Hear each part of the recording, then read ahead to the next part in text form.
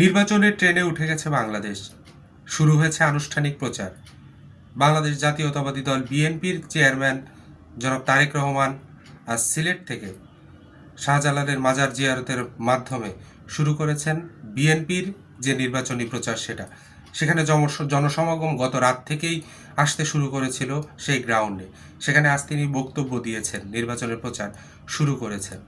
আমরা দেখেছি একটি মহল, একটি শ্রেণী দীর্ঘদিন ধরে ভোট বানচাল বা ভোট পেছানোর জন্য অনেক চেষ্টা করে আসছে।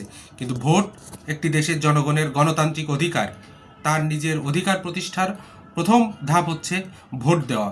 সে মানুষ আজ দীর্ঘদিন ধরে ভোট দেওয়ার জন্য উন্মুখ হয়ে আছে।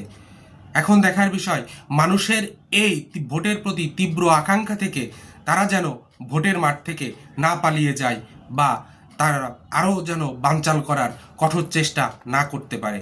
ভোট হোক, জনগণের সরকার আসুক, গণতান্ত্রিক উপায়ে আসুক, বাংলাদেশটা উন্নত হোক, কারণ সবার আগে বাংলাদেশ।